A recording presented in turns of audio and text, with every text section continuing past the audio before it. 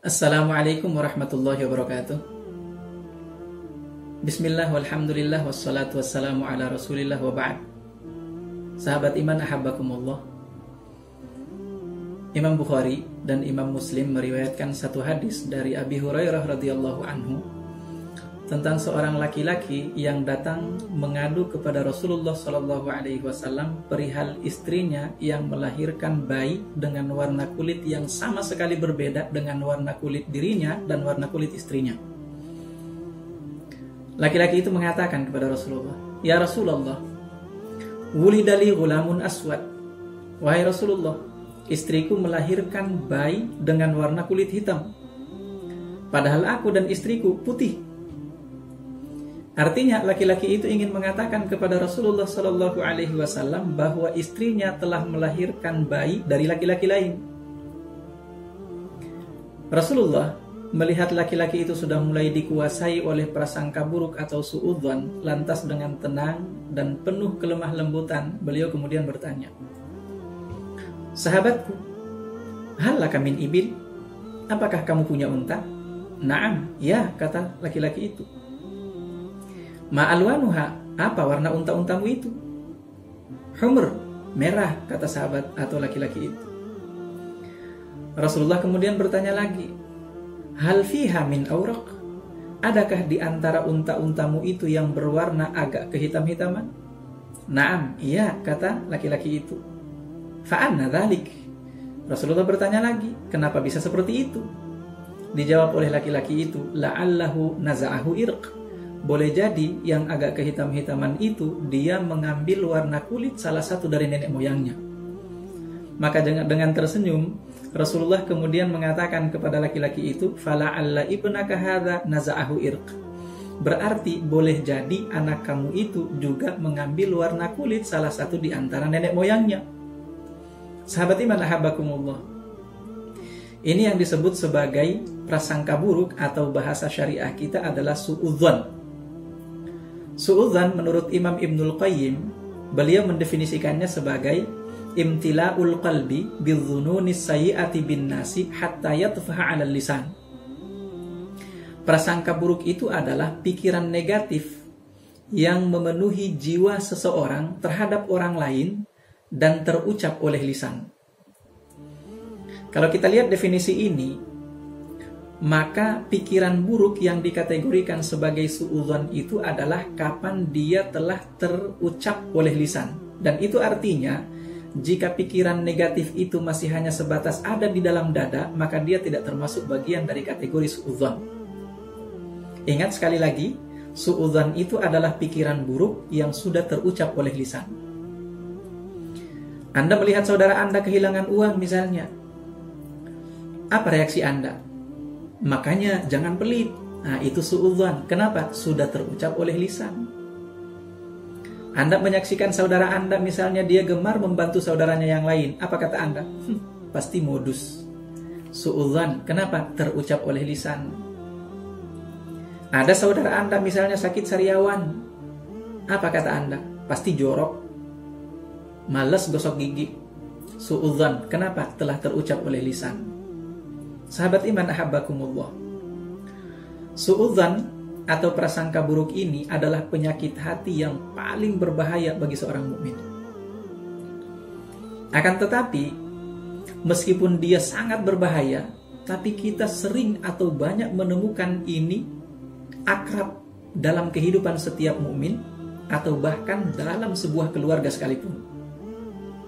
Antara suami dan istri, antara anak dan orang tuanya, banyak sekali terjadi. Tapi ingat sekali lagi, ini adalah penyakit yang sangat berbahaya. Makanya mesti kita waspadai. Kenapa saya katakan sangat berbahaya? Karena banyak sekali sabda Rasulullah SAW dan athar dari para sahabat yang menjelaskan betapa bahayanya penyakit yang satu ini.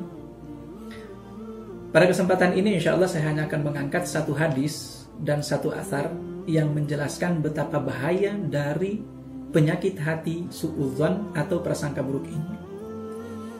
Pertama adalah hadis yang diriwayatkan oleh Imam Al-Baihaqi dari sahabat Ibnu Abbas radhiyallahu anhu.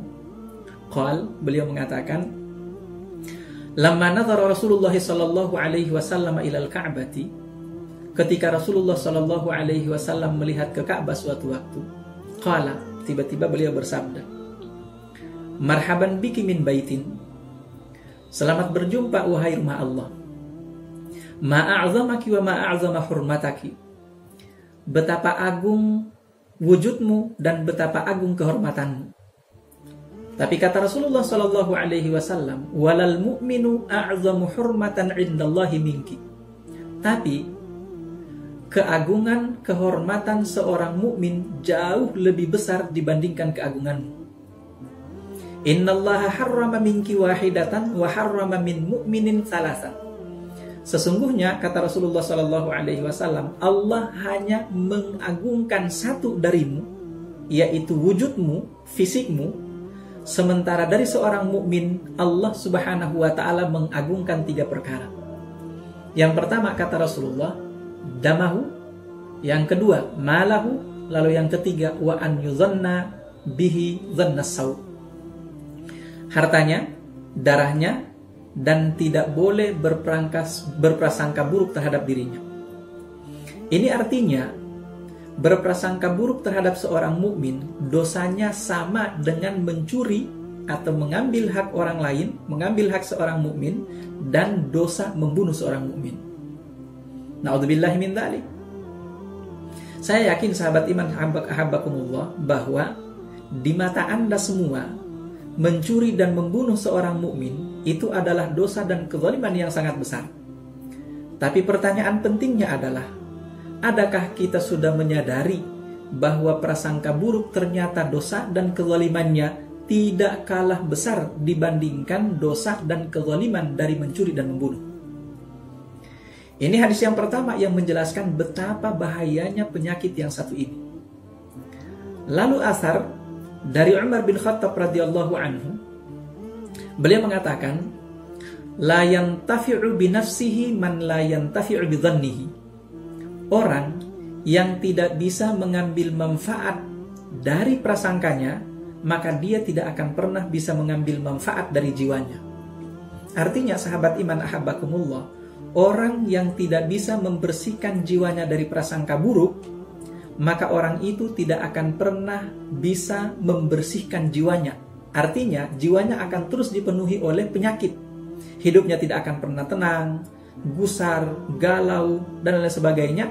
Dan itu semua adalah akibat daripada prasangka buruk itu. Nah, ini makna daripada asar atau kata Umar bin Khattab tadi, la yantafi'u binafsihi man la yantafi'u bidhannihi. Orang yang tidak bisa mengelola prasangkanya, dia tidak akan pernah bisa mengelola jiwanya. Sahabat iman ahabbakumullah, pembahasan yang berikutnya insyaallah pada video yang berikutnya kita akan membahas tentang apa saja bahaya daripada suudzon atau prasangka buruk ini. Pada video kali ini cukup ini yang bisa kita sampaikan, mudah-mudahan bermanfaat bagi kita semuanya, dan wallahu a'lam bishawab. Assalamualaikum warahmatullahi wabarakatuh.